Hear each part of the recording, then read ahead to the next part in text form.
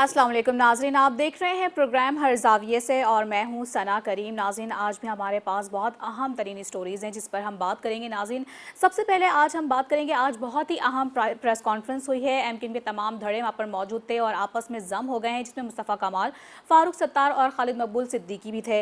मुस्तफ़ा कमाल का भी ये कहना है कि पीएसपी अब एमक्यूएम में जम हो गई है और फ़ारूक सत्तार ने भी ये बाकायदा तौर पर कह दिया है कि अब हम जो हैं एमक्यूएम में मिलने जा रहे हैं और वापस हम सब एक हो गए हैं। अगले 10 साल भी एमक्यूएम की क़यादत खालिद मकबूल सिद्दीकी भाई ही करेंगे, ऐसा भी उनकी जानिब से कहा गया है। साथ ही अगर मुस्तफ़ा कमाल साहब की बात की जाए तो उन्होंने ये कहा है कि आज का दिन तारीख़ी है, आज ना समझ आने वाले फ़ैसले होने जा रहे हैं। तो नाज़रीन, आज की जो अहम प्रेस कॉन्फ्रेंस थी उसका जो आज जो टॉपिक था वो भी यही था। हल्का बंदियों के हवाले से तमाम तर मुतालबात वही थे जो हल्का बंदियों को लेकर थे और जो तहफ़्फ़ुज़ात हैं कराची शहर को लेकर, उस पर जो है सारी गुफ्तगू हुई। और आज की अहम प्रेस कॉन्फ्रेंस पे सवाल हमारा ये होगा, जैसा कि खालिद मकबूल सिद्दीकी साहब ने कहा है कि 15 तारीख को इलेक्शन नहीं होने देंगे, एमक्यूएम ने क्या जारहाना सियासत का आगाज़ कर दिया है, यही हमारा सवाल होगा। नाज़रीन, दूसरा हम बात करेंगे कि परवेज़ इलाही एतमाद का वोट लेने में कामयाब हो गए हैं, जबकि गवर्नर पंजाब ने वज़ीर आला को डिनोटिफाई करने का हुक्म भी वापस ले लिया है, जिस पर नवाज़ शरीफ साहब जो हैं वो काफ़ी ज़्यादा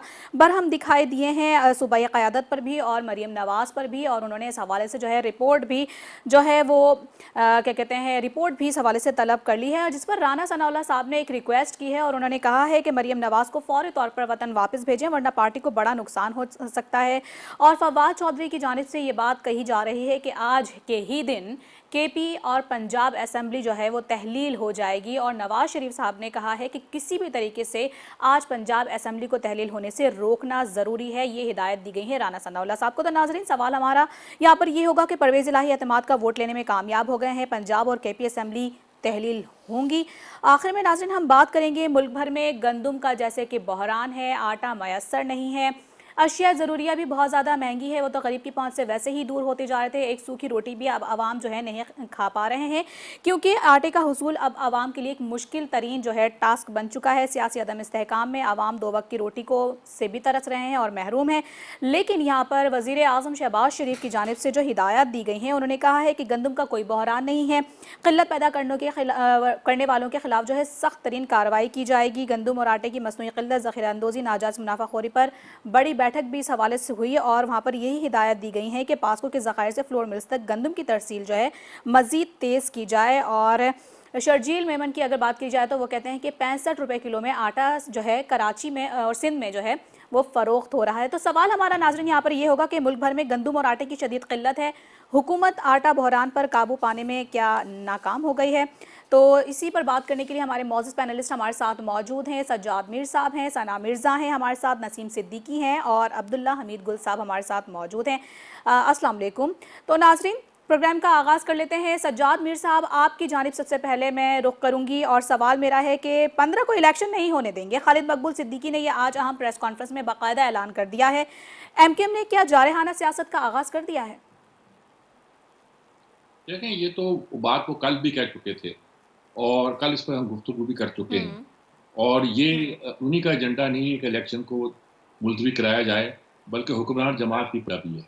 सही। लड़ाई दोनों की है, दलाइल दोनों के मुख्तलिफ हैं। उनकी दलील ये है कि हल्का बंदियाँ जो हैं वो ठीक नहीं है, एमक्यूएम का ये है और पीपल्स पार्टी का ये है कि इस वक्त हमारे पास अमन व अमान के लिए इतनी कुव्वत नहीं है, बल्कि फ़ौज से कहा गया कि हसास एजेंसियों में आके काम, तो फ़ौज ने भी माज़रत कर ली है माजरत कर कि ली, वो बिल्कुल सेकंड लेयर पे और थर्ड लेयर पे तो काम करेंगी, लेकिन फर्स्ट पे नहीं करेंगी। सही। वो उनकी दलाइल ये है। और बेसिकली खौफ सबको इस बात का है, एक तो पीटीआई का तो था ही, लेकिन उसके साथ वहाँ जमात इस्लामी, मतलब जैसे मैं कह रहा हूँ, री-इमर्ज कर रही है एक नई कुव्वत के तौर पर। असल बात ये नहीं है कि जारहाना सियासत का आगाज़ कर दिया है, असल बात ये है कि तीनों धड़े इकट्ठे हो गए। अब सवाल ये है कि इकट्ठे क्यों हुए हैं? यानी ये इकट्ठे हो गए हैं पंजाब में, परवेज़ इलाही वज़ीर आला फिर हो गए हैं। कौन कर रहा है? इसके पीछे कौन है? कहानी क्या है? किस्सा क्या है? क्या होने वाला है? मुल्क की सियासत का खेल जो है किसके हाथ में है? किसी के हाथ में नहीं है। हम तो यही कहते हैं। हम तो ये कहते हैं कि अब तो एस्टेब्लिशमेंट भी अपोलिटिकल है, न्यूट्रल है, जो भी लफ्ज़ इस्तेमाल करना चाहे। फिर कौन कर रहा है? तो ये बात हमें माननी चाहिए कि अनदेखी कुव्वतें जो हैं वो मुल्क में काम करती हैं। एमक्यूएम को बनाने वाले भी सबको पता है कौन थे। एमक्यूएम को तोड़ने वाले भी सबको पता है कौन थे, सही। और दोबारा मुत्तहद करने वाले भी वही हैं ना भाई, उससे हटके तो नहीं होंगे।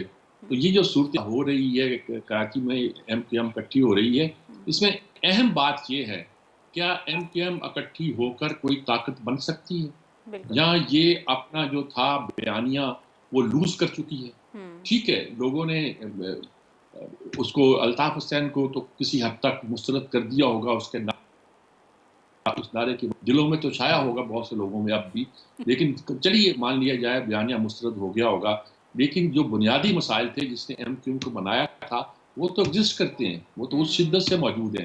क्या एमक्यूएम दोबारा उसको कैप्चर कर सकेगी, दोबारा उनकी चैंपियन बन सकेगी, दोबारा उनको बयान कर सकेगी? क्या सही। कराची के लोग दोबारा, ये कराची के खासतौर पर महाजर, जी। दोबारा ये इस बात का कायल हो सकेंगे कि एमक्यूएम ही उनके दुखों का दावा है? ये सही। एक बड़ा सवाल है, बड़ा सवाल है जिसका कोई जवाब अभी किसी के पास नहीं है। लेकिन ये इस सवाल को जवाब मौजूद है कि इनको कौन बनाने वाला था, कौन तोड़ने वाला था, अब कौन इकट्ठा करने वाला है, इसका एजेंडा क्या है? ये सही। सारे एजेंडे मिले हुए हैं, पंजाब का भी, कराची का भी, और जी। वगैरह सारे का सारा। ठीक ठीक। सना मिर्ज़ा, आप क्या कहेंगी? आज अहम और बड़ी प्रेस कॉन्फ्रेंस, तमाम धड़े एक हो गए हैं, साथ ही वही कराची के हुकूक पर तो बात हुई, हल्का बंदियों पर भी हुई, साथ ही उन्होंने एक पॉइंट ये भी रेस किया कि कराची में क्राइम बढ़ते जा रहे हैं और पुलिस हो या डाकू दोनों मकामी नहीं हैं, और इस पर उनकी जानिब से ये ऐलान किया गया है कि 15 तारीख को जो बल्दियाती इलेक्शन होने वो हम नहीं होने देंगे। क्या जारहाना सियासत का आगाज़ हो गया है? देखिए, मेरा ख्याल है कि अगर हम आज के उनके खिताबात सुने तो उससे ज़रूर लगता है कि जारहाना गुफ्तगू की गई है, लेकिन हकीकत इसके बिल्कुल मुख्तलिफ है।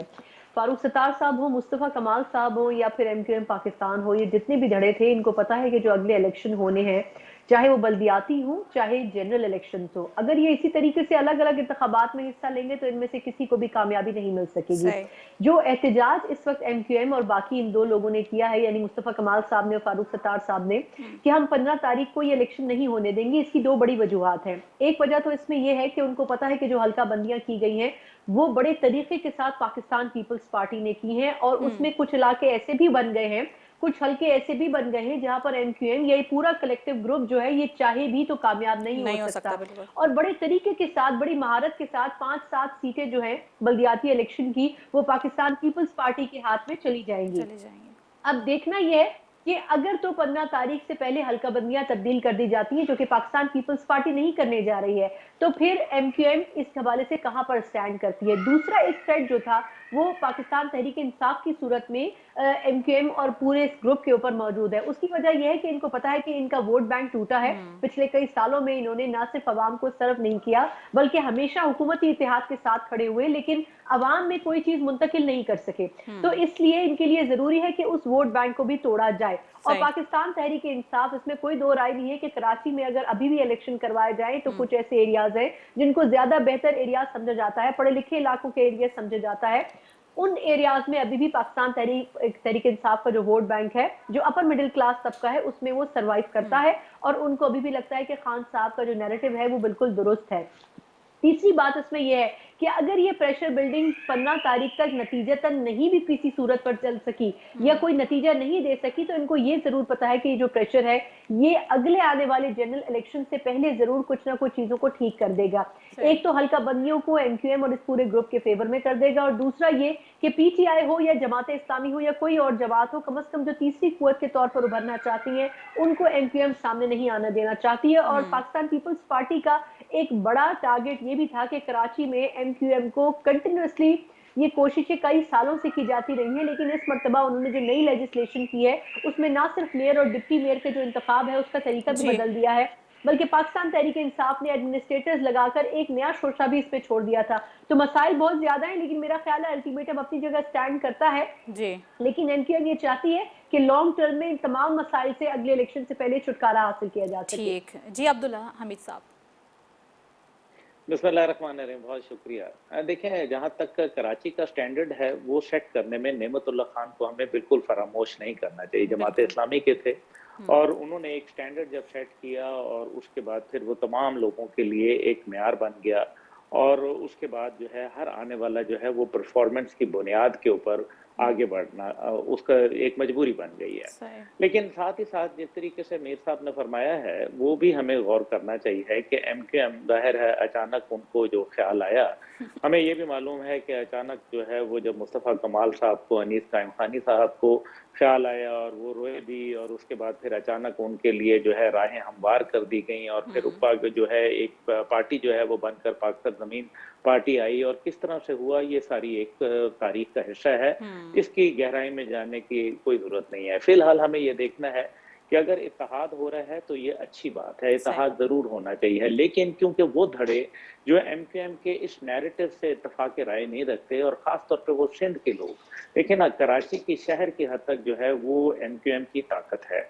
लेकिन जो सिंध है उसके अंदर सिंधी जो हैं वो भी एक ताकत रखते हैं, और वो ये समझते हैं कि एमक्यूएम के आने से महरूमी उनकी सिंधियों की बढ़ सकती है, और कराची जो है वो उनकी नज़र में यरगमाल बन जाएगा एमक्यूएम के हाथ में। ये हैं वो बातें जिनको ज़ाहिर है जो सियासतदान है वो हवा देते हैं, और ये दिन ब दिन जो है वो तक़वियत पकड़ जाती हैं बातें। नतीजा ये निकलता है कि जे सिंध जैसी जमातें जो हैं वो फिर मकबूलियत हासिल करने लगती हैं, और फिर एंटी स्टेट नैरेटिव जो है वो बिल्ड होना शुरू हो जाता है। जो दूसरी बात है वो आप पंजाब के हवाले से देखें। अगर आप पंजाब के हवाले से देखें तो वहाँ भी रात को जो हालात थी वो ये थी कि पहले तो वज़ीर आला जो है वो ऐवान में ही नहीं आ रहे थे, फिर वो ऐवान में आ गए, फिर अचानक वोट भी जो है उनको पड़ गए, और फिर कहीं ये भी बात तय थी कि जी अगले वक्त में असेंबली टूट जाएगी, लेकिन असेंबली जो है वो टूटती नज़र नहीं आ रही फ़िलहाल।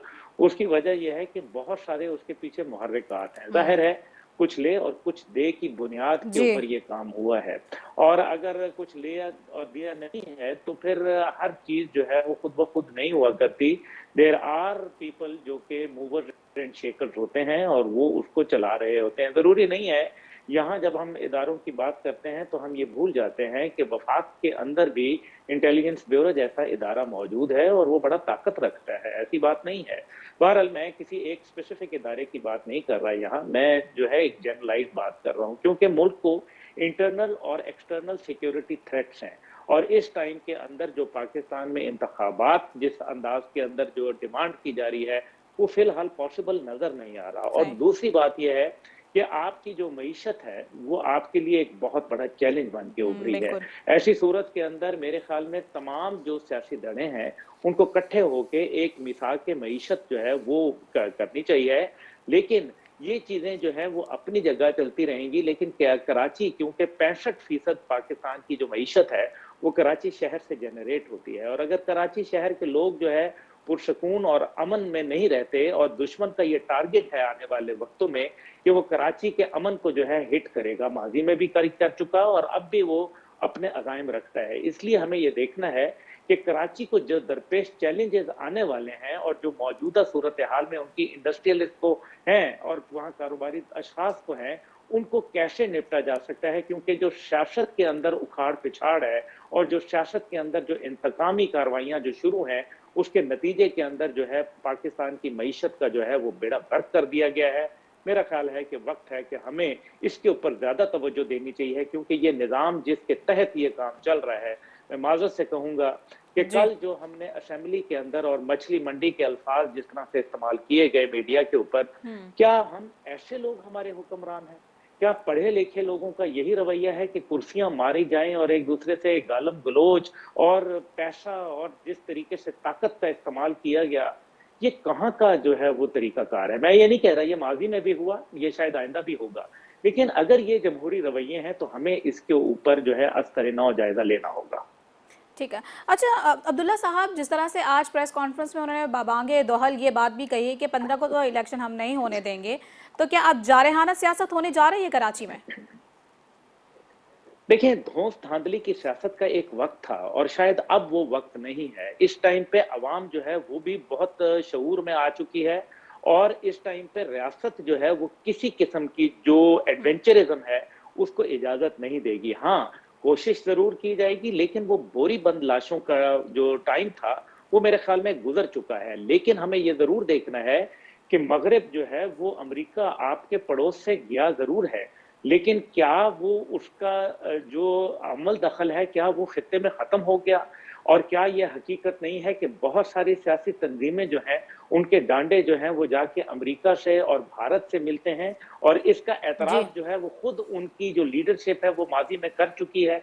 जिनापुर के नक्शे जो हैं, उनको हमें जो है फ़रामोश नहीं कर सकते। इसी तरीके से हमें कराची का अमन जो है, उससे पाकिस्तान का अमन मुंसलिक है। इसलिए किसी किस्म की भी एजिटेशनल सियासत की शायद इजाज़त नहीं दी जाएगी। हाँ, हल्का बंदियों के ऊपर कुछ देर-सवेर ज़रूर हो सकती है, शायद वक़्त को जो है वो कुछ टाल दिया जी जाए, लेकिन होगा तो अब एक कानून के दायरे में रह के ही काम। ठीक है। अच्छा नसीम सिद्दीकी साहब क्या कहेंगे, आज अहम प्रेस कॉन्फ्रेंस में एमकेएम के तमाम तर धड़े एक साथ मिलकर बैठे और एक साथ जम भी हो गए हैं। इस दौरान खालिद मकबूल सिद्दीकी की जानिब से ये ऐलान किया गया है कि 15 तारीख को जो इलेक्शन होने जा रहे हैं वो नहीं होने देंगे। क्या एमकेएम अब जारहाना सियासत का आगाज कर रही है?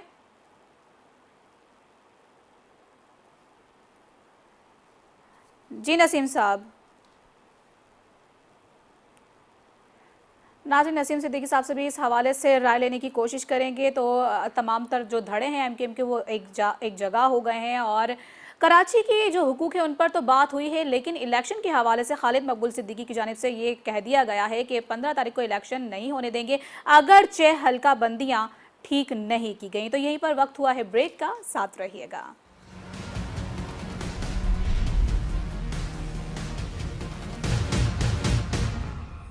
वेलकम बैक नाज़रीन। और अब बात करेंगे, परवेज़ इलाही एतमाद का वोट लेने में कामयाब हो गए हैं पंजाब और केपी असेंबली, क्या तहलील होगी? यही सवाल है मेरा सना मिर्ज़ा आपसे। जी देखिए, कल बड़े दिलचस्प मनाज़िर हमने देखे और मेरा ख्याल है कि असेंबली तहलील होगी या नहीं ये तो आने वाले चंद घंटे बता सकते हैं, क्योंकि जिस तरह फवाद चौधरी साहब ने आज कहा कि जी असेंबली हम तो चाहते हैं कि चाहे केपी की हो चाहे पंजाब की हो वो आज ही तहलील हो जाए।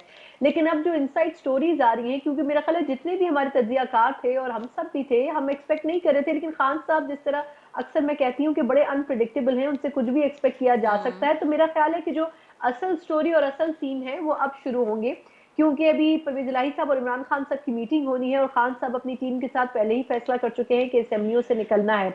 लेकिन परवेज इलाही साहब ने अपने लोगों से कुछ ऐसे कमिटमेंट्स किए हैं जिसके बाद अब मुश्किल लग रहा है कि वो असेंबलियां छोड़ेंगे, क्योंकि काफ लीग के कुछ लोग जो मुसद्दिका जराए से खबर दे भी रहे हैं, और मेरा ख्याल है मीर साहब इसमें ज्यादा बेहतर बता सकेंगे, वो लाहौर में भी बैठे हुए, कि कुछ लोग काफ लीग के बिल्कुल नहीं चाहते थे कि असेंबलियों को डिसॉल्व किया जाए। उन्होंने ये कमिटमेंट दिया है परवेज इलाही साहब से कि कम से कम अगर असेंबलियों को कंटिन्यू किया जाता है तो फिर वो एतमाद का वोट देंगे। दूसरा, इसमें कुछ लोग जो थे वो स्टिल मिसिंग थे, तकरीबन 4 से 5 लोग थे जो कि एक हुकूमती इत्तेहाद के थे, तो वोट डालने नहीं आए। लेकिन कुछ लोगों ने एज अ ट्रम्प कार्ड बड़ा इंपॉर्टेंट रोल प्ले किया, जैसे बिलाल बड़ाइक साहब थे, उनको भी कुछ रोज पहले ही पीटीआई में शामिल किया गया था। उन्होंने अपनी प्रेजेंस से और पीटीआई और काफ लीग के हक में वोट डाल के एक तरीके से वैल्यू एडिशन ही किया। लेकिन कहने का मकसद मेरा ये है कि जो भी कुछ हो, लेकिन जो सिनेरियो पॉलिटिकली बनता जा रहा है उसके बाद शायद परवेज इलाही साहब के लिए मुश्किल होगा कि वो इस पार्लियामेंट को सस्टेन करवाएं, क्योंकि पीटीआई ने जो अपना मतलब था वो निकाल लिया और अब जरूरी है कि पीटीआई ने जो नैरेटिव लोगों के सामने रखा है, जो बयानिया रखा है, वो उस बयानी के ऊपर अमल करे और पंजाब असेंबली और केपी असेंबली दोनों को वो एक साथ डिसॉल्व करवाए। लेकिन इसमें इस वक्त सबसे बड़ी रुकावट ना सिर्फ काफ लीग के परवेज इलाही साहब हैं, बल्कि कहा जा रहा है कि राना सनाउल्लाह साहब को भी ये पुश किया गया है नून लीग की तरफ से कि आप हर सूरत में इस असेंबली को डिसॉल्व होने से बचाएं। तो मेरा ख्याल है कि ये मामला शायद इतनी जल्दी और इतनी आसानी से उस तरह हल नहीं होगा जिस तरह पीटीआई चाह रही है। ठीक है नसीम सिद्दीकी साहब, आपकी जानिब आऊँगी, लेकिन पहले मैं चाहूँगी इस सवाल का जवाब देने से पहले आप इसका जवाब दे दें कि 15 तारीख को इलेक्शन नहीं होने देंगे। खालिद मकबूल सिद्दीकी साहब कहते हैं कि अगरचे हल्का बंदियाँ दुरुस्त नहीं की गई, तो क्या एमक्यूएम ने जारहाना सियासत का आगाज़ कर दिया? इसका पहले मुख्तसर जवाब दीजिएगा। जी बिल्कुल, जिस तरह मुत्तहदा कौमी मूवमेंट जो है वो इकट्ठी होती जा रही है और तमाम धड़े एक साथ आ गए हैं, तो इनका मकसद तो यही है कि वो आके एग्रेसिव होकर यहाँ पे पॉलिटिक्स करेंगे, क्योंकि अलग अलग होने से उनकी स्ट्रेंथ जो है वो बहुत कम हो गई थी। पहले जिस तरह होता था कि एक इशारे के ऊपर पूरा कराची हैदराबाद बंद हो जाता था, खैर अब तो शायद वो वाली सूरत हाल नहीं होगी, लेकिन डेफिनेटली जब तमाम लोग सब मिलजुल के बैठेंगे तो जो वोटर्स के भी ग्रीवेंसेस थे वो भी ख़त्म हो जाएंगे और उनकी आवाम में भी स्ट्रेंथ बेहतर हो जाएगी और कराची में वो अपना मकसद भी हल कर सकेंगे और अपने जो बात मनवाना चाहेंगे उस पर भी भरपूर तौर पे कोशिश करेंगे और अपनी एक ताकत का मुजाहरा करेंगे। तो मेरे ख्याल से इस इत्तेहाद के बाद वो इस पोजीशन में आ गए हैं कि शायद अब वो अपनी बात बेहतर तरीके से मनवा सकें। जी ठीक है, दूसरे सवाल की जानिब आऊँगी। परवेज़ इलाही एतमाद का वोट लेने में कामयाब हो गए, पंजाब और केपी असेंबली डिसॉल्व हो जाएगी?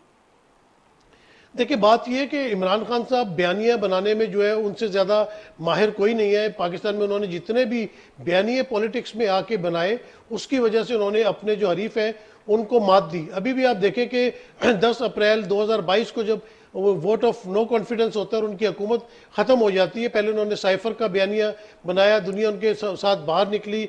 आपने देखा कि ज़मनी इंतखाबात में उनको कितनी पजीराई हुई और उन्होंने पंजाब में बल्कि लाहौर में नून लीग और पीडीएम के इत्तेहाद को पछाड़ा। उसके बाद कौमी असम्बली के जब ज़मनी इंतखाबात हुए, रिकॉर्ड उन्होंने 7 सीटों के ऊपर जो है वो अपना जीत उनके सर हुई।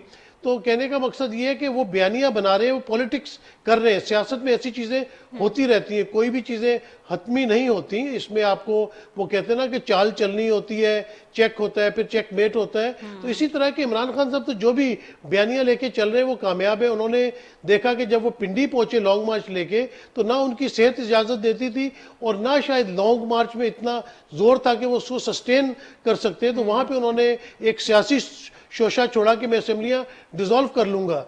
तो वो हॉकी की एक टर्म में कहते थे ना कि समीउल्लाह से कलीमुल्लाह, कलीमुल्लाह से समीउल्लाह।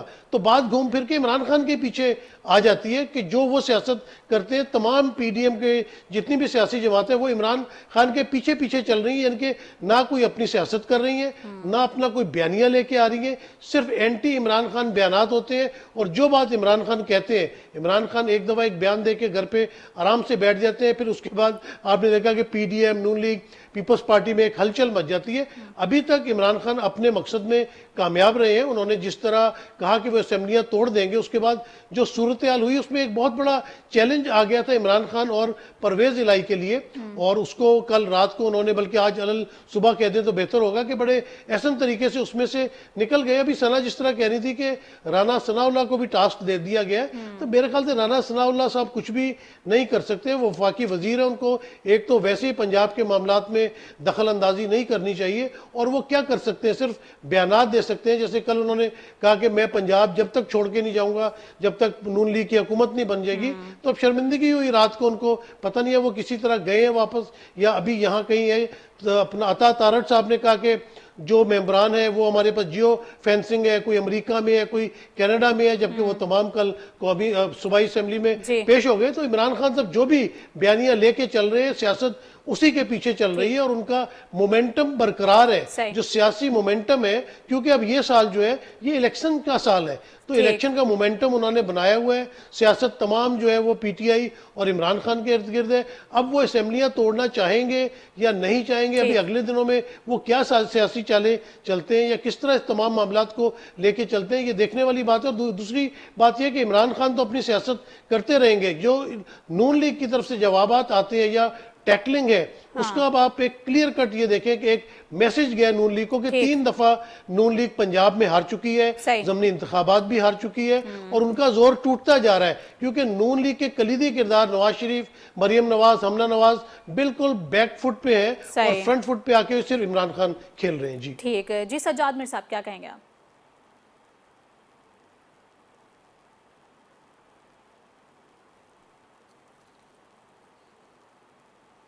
देखें, बात यह है कि जिन लोगों ने परवेज इलाही की हुकूमत को बचाया है वही लोग असेंबलियां टूटे नहीं देंगे, वही नहीं चाहते कि असेंबलियां टूटे।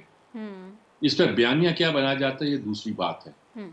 जिस दिन मैं बार बार दोहराता हूं कि परवेज इलाही की अभी वो बनी गाला गए थे, तो मैंने कह दिया था कि पंजाब में इस वक्त हमजा की हुकूमत, जन मुस्लिम लीग नून की हुकूमत नहीं बनने दी जाएगी। और ये साफ कारण जो परवेज इलाही के बारे में है, ये परवेज इलाही के बारे में नहीं है, बल्कि एक खास अंदाज के बारे में है जिसके साथ पंजाब को लेकर चलना है। तो मैं अब भी उस पर इसरार करता हूँ कि ये असेंबलियों के टूटने की जो बात है, चाहे इमरान का बयानिया कुछ हो, परवेज इलाही, सना ने ठीक कहा था कि परवेज इलाही ने बहुत से लोगों से, अपने लोगों से वादे किए थे कि असेंबली में तोड़ेंगे। कुछ लोग कहते हैं कि जिन नाराज मेंबरान को पीटीआई ने मनाया है उनको भी ये यकीन दिलाया गया कि असेंबलियां नहीं टूटेगी। अच्छा, मुझे नहीं पता अंदर की कहानी क्या होती है, क्या नहीं होती है, और इस किस्म की बातें सोशल मीडिया पर तो आ सकती हैं, सीनियर चैनल पर इसलिए बात की सकती है कि अंदर ये लोग क्या सियासत करते हैं, क्या नहीं करते हैं, कुछ भी कह लीजिएगा। लेकिन जैसे कि मैंने एमकेएम के हवाले से बात की थी कि मुल्क के अंदर कुछ ना कुछ दोबारा अलाइनमेंट हो रही है, दोबारा कुछ बातें जो हैं सेटल की जा रही हैं। क्या इलेक्शन का ज़माना करीब आ रहा है यहाँ इलेक्शन के ज़माना जो जब भी आएगा उसके लिए तैयारी की जा रही है। इस वक़्त जो सूरत हाल है, वैसे तो सीधी बात है कि इमरान कहें कि असेंबलियाँ तोड़ो, परवेज़ इलाही के पास कोई जवाब नहीं है। लेकिन ये बात आज हम कह रहे हैं ना जी, कल हम नहीं कह रहे थे। कल सही। हम तो परवेज़ इलाही कैसे वोट ऑफ कॉन्फिडेंस लेंगे, उतने लोग नहीं थे। सर अब भी कोई लोग कहते हैं यहाँ उतने पर लोग एक नहीं है। एक अहम किसने न्यूज़ कराया ये काम? सर जो यहाँ एक आध पर बंदा टूट के आया वो मैं कैसे आपको एक आया? अहम न्यूज़ देना और चाहूँगी। सब क्या परवेज़ इलाही उनके वादे साहब वईद की वजह से जमान पार्क टूटे। पहुँच गए मुलाकात के लिए इमरान खान साहब से। क्या होने जा रहा है अब?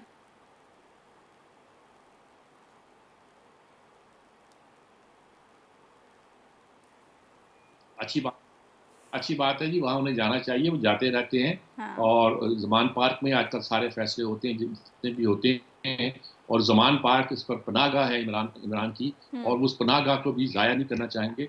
नहीं चाहेंगे कि उस पनाहगाह से बाहर निकल कर वो यानी मचान से उतर कर शेर पे हमला करें, वो उनके लिए मुश्किल नज़र आता है। इस सही। वक़्त बात ये है कि असेंबलियाँ टूटती हैं कि नहीं टूटती, राय यही है कि बड़ी थिंकिंग ये है कि असेंबलियाँ नहीं तोड़ने दी जाएँगी।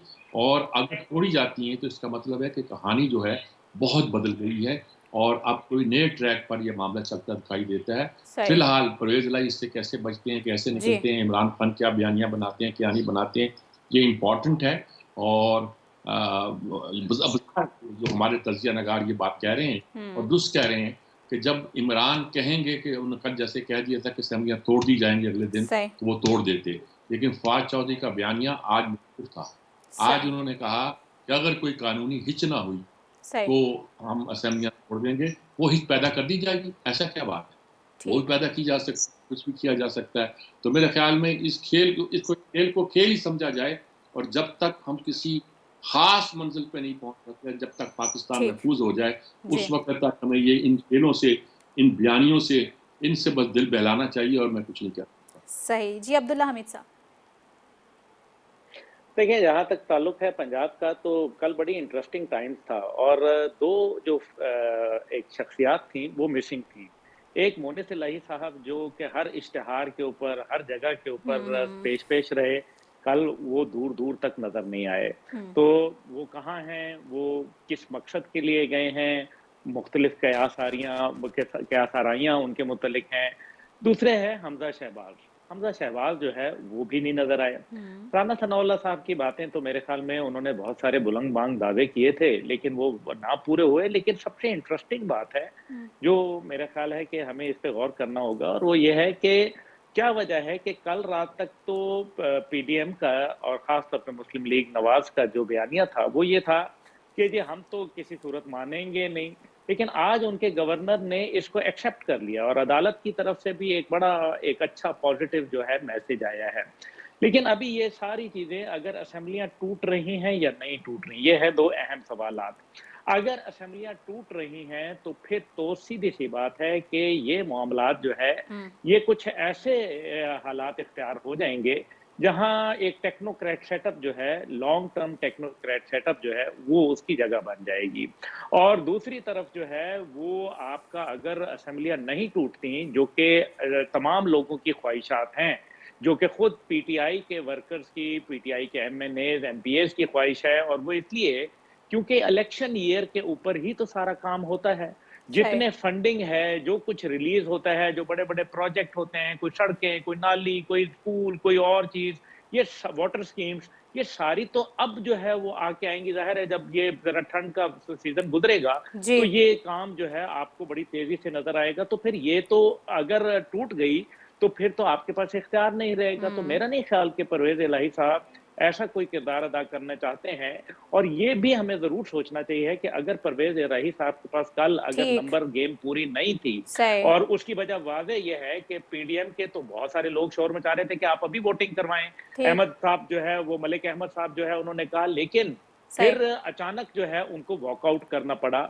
ये देख रहे हैं, इसका मतलब है कि कुछ ना कुछ उन्होंने कमिटमेंट्स दी हैं, सही। कुछ ना कुछ उन्होंने जो है वो मामलात तय किए हैं। और जैसे कि अभी कहा गया मीर साहब की जानिब से कि कोई कानूनी हिच पैदा करना तो आपको पता है कोई मुश्किल ही नहीं है। बिल्कुल। लेकिन इंसाफ से मुबर्रा अगर असेंबली तोड़नी थी तो वो तो सही। 26 नवंबर को भी तोड़ी जा सकती बिल्कुल थी ना। ऐसा ही है। तो फिर गिलगित बल्तिस्तान की, कश्मीर की, जी। आपकी पंजाब की, आपकी केपी की असेंबली तब से लेके ठीक। आज तक क्यों ये ड्रामाई शक्ल इख्तियार कर रही है और सही। क्यों नहीं तोड़ी जा रही? इसका मतलब है कि कोई पसे पर्दा जो है कमिटमेंट्स हैं, कहीं न कहीं जो इसके डांडे हैं वो फेडरल हुकूमत इस्लामाबाद ठीक। से आके मिलते हैं और सही। ये सियासत एक बड़ा गंदा खेल है। हुँ। इसके अंदर हमने देख लिया कि ये जो आम आदमी की जो ज़िंदगी है, उससे इनको कोई सरोकार नहीं है। इनको सिर्फ़ अपनी ज़ात और अपने मफादात अज़ीज़ हैं। ठीक सर। परवेज़ इलाही एतमाद का वोट लेने में कामयाब हो गए। केपी असेंबली और पंजाब असेंबली तहलील के हवाले से भी ऐलान किया गया और आज की ये अहम खबर है कि वज़ीर आला पंजाब ज़मान पार्क पहुंच गए हैं। अहम सियासी जो है मुशावरत की जा रही है कि आया कि केपी असेंबली और पंजाब असेंबली तहलील होने के हवाले से अब देखना है कि ये तहलील जो है आज होती हैं या नहीं। यहीं पर वक्त हुआ है ब्रेक का, साथ रहिएगा।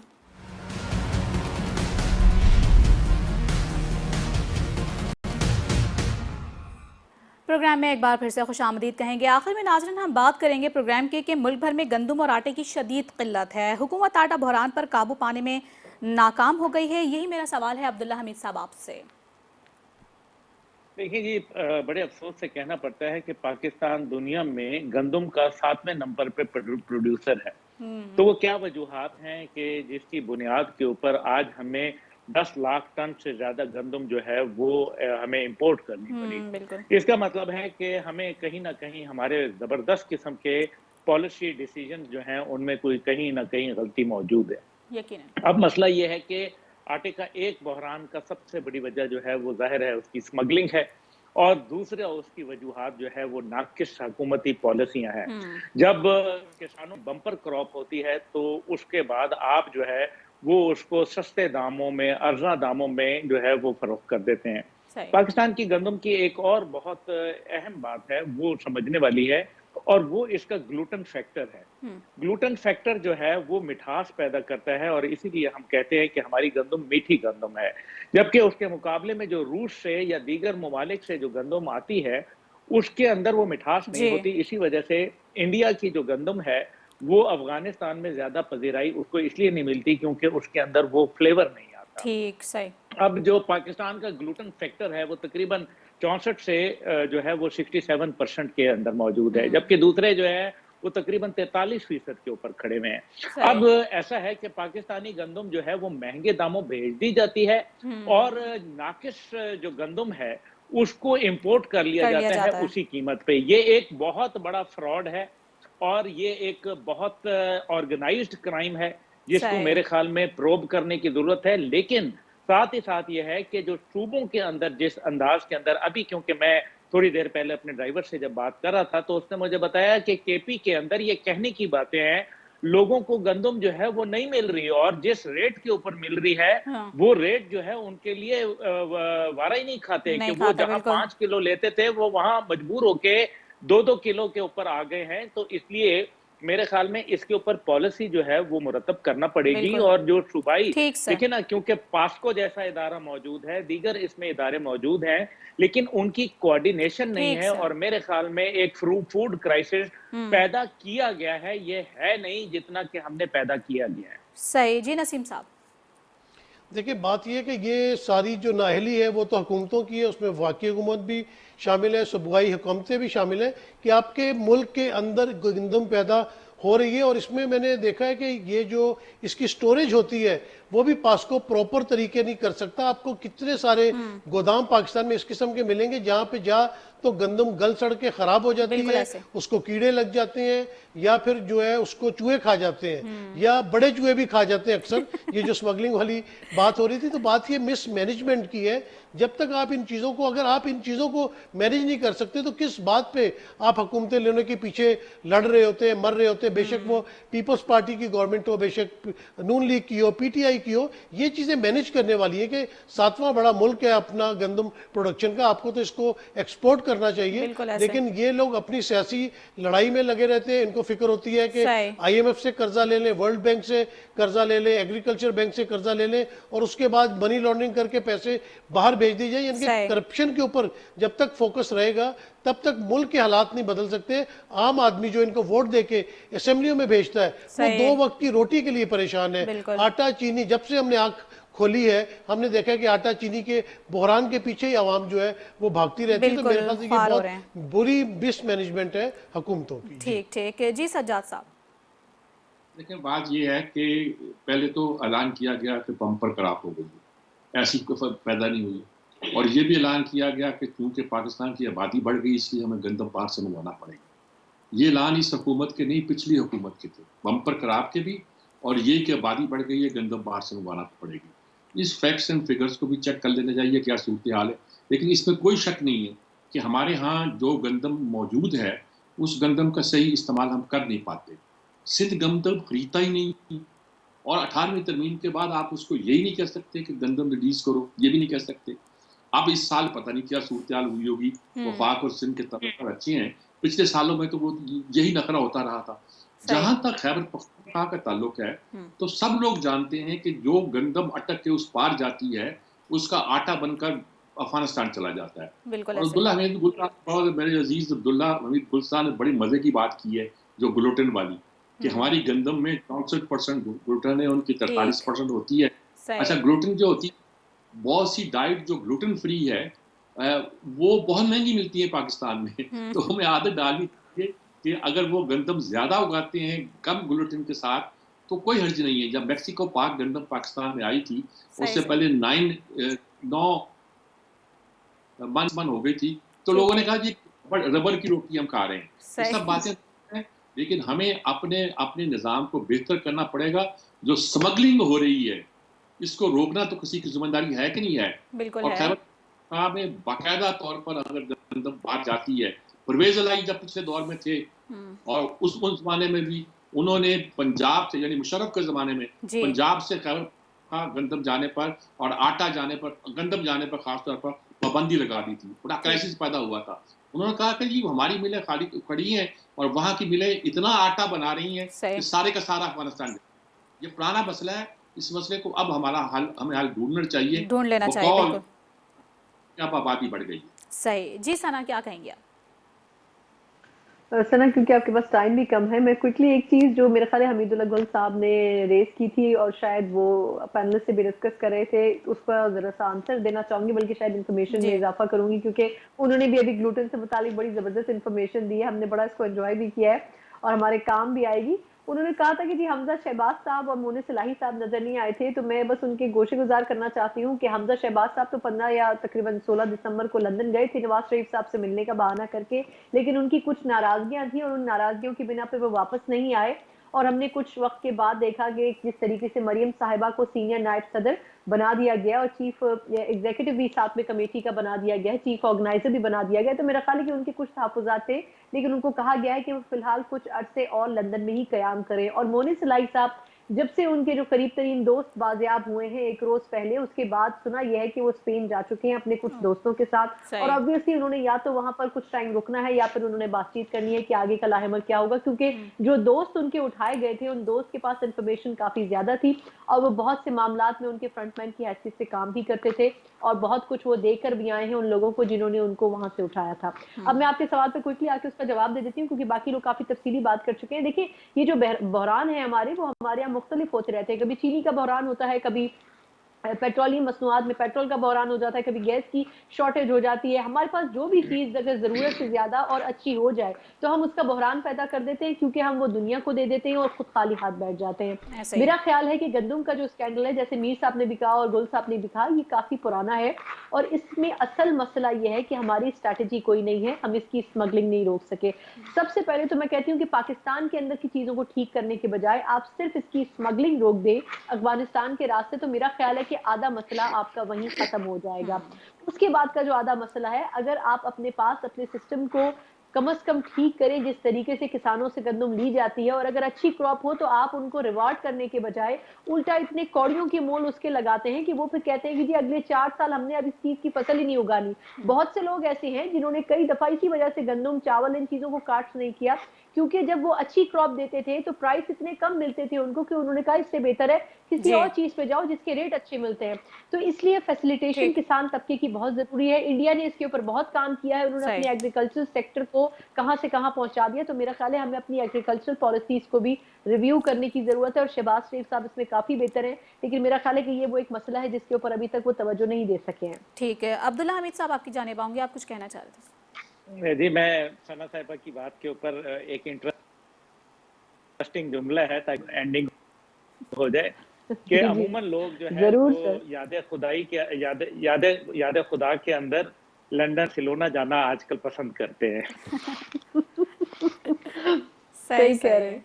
ठीक, तो आखिर में बात हो रही थी मुल्क में भर में गंदम और आटे के बहरान के हवाले से और हुकूमत की जो पॉलिसीज हैं क्या वो नाकाम हो गई। इसी पे हमारे मौजूद पैनलिस्ट हमारे साथ मौजूद थे, गुफ्तगू कर रहे थे सज्जाद मीर साहब, सना मिर्ज़ा, नसीम सिद्दीकी, अब्दुल्ला हमीद गुल साहब, आप सबका बहुत बहुत शुक्रिया। तो नाज़रीन देखना यहाँ पर ये होगा कि ये जो गंदम और आटे का जो बहरान है इसके साथ साथ दीगर बहरान जैसे चीनी और पेट्रोलियम और तवानाई के बहरान है वो भी सर उठाते रहते हैं, लेकिन अफसोस के साथ कहना पड़ेगा कि हमारा मुल्क सबसे ज़्यादा गंदम पैदावार करने में आगे है और उसके बावजूद भी यहाँ पर एक वक्त की रोटी भी मैसर गरीब आवाम को नहीं है। और वज़ीर आज़म शहबाज शरीफ ये कहते हैं कि जिम्मेदारों के खिलाफ क्रैकडाउन जारी है और अगर ये मसनूई बहरान पैदा करने वाले मौजूद हैं तो वो कानून की गिरफ्त में अब तक क्यों नहीं आ सके हैं। इसी के साथ ही हमारे प्रोग्राम का वक्त भी ख़त्म हुआ चाहता है, इजाज़त दीजिएगा, अल्लाह निगहबान।